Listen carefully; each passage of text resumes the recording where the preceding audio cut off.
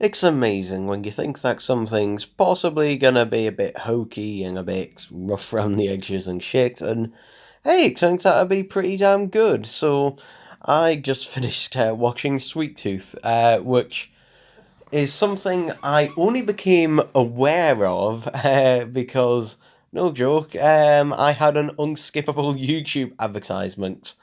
So, and I saw the trailer for it and I thought, oh well, maybe this might be up my alley. It looks interesting at least. So yeah, Sweet Tooth. I'm gonna try and keep as spoiler free as possible, but it's apparently based on a DC comic series of the same name, and is basically about a pandemic. 10 years after a pandemic, which makes it pretty relevant actually. So yeah, so in this world, there is an outbreak, a pandemic where there's this virus that is killing everyone, and there's no cure. Sounds weirdly relevant to today, doesn't it? But weirdly, that isn't the weirdest thing that happens. At the same time, for some reason, all new babies that are born are now born as hybrids, so they're basically human mixed with another animal, and the percentage of what percentage they're human, what percent of them is animal is kind of mixed throughout the show.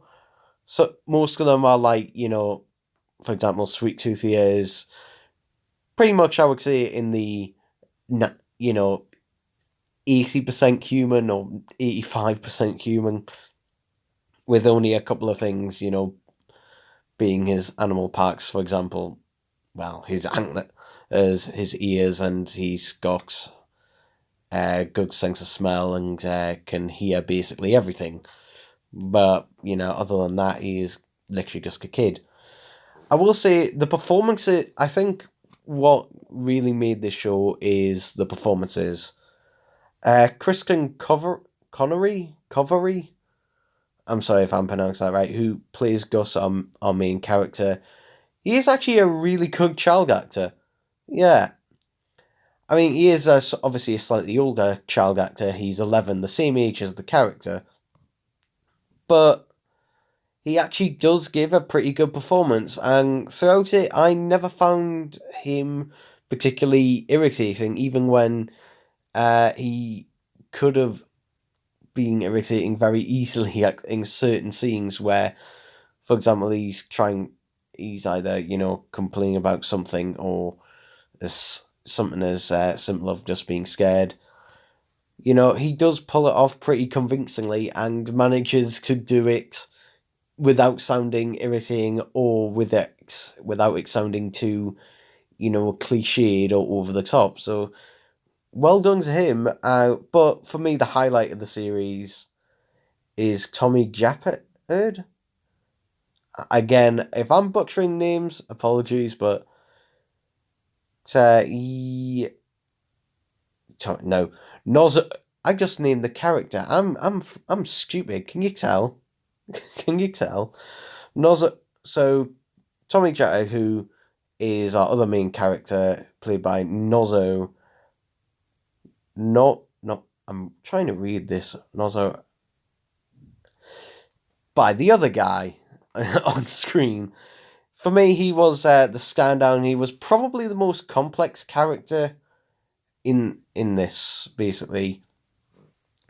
So, to give a bit of context, in this world, basically, the majority of humans that are left over after the virus are basically hunting down the hybrids, and some are hunting them down in order to simply just kill them because they blame the hybrids for the pandemic that happened, and others, the rest of them though, are trying to capture the hybrids because they believe that using the bone marrow and various bits of the hybrids can create a cure, which, you know, could be a thing or could not be a thing. We don't know for certain, but we're keeping things spoiler free. This series kind of reminded me, in terms of its pacing and the way the episodes are done, it kind of reminded me a lot of Good Omens from 2019, which in the way it's paced, cause it's kind of paced like a comic book, really, in the fact that rather than integrating characters and acts together, we kind of switch between various different characters at different points in each episode that introduces a new character. We then go all over their backstory immediately, so it's kind of like that. But yeah, the only thing is that you get all these characters in that, but for the most part, who don't actually meet, with the exception of technically at the very end. So you get all these other characters' stories that are not connected to Gus, or at least aren't connected at the moment. Which you think, well, where is this going, kind of thing. Which, yeah, there's a lot of switching back and forth in this between different characters and their perspective and what's going on in their lives, and then obviously we then switch back to Gus and what's obviously happening with him.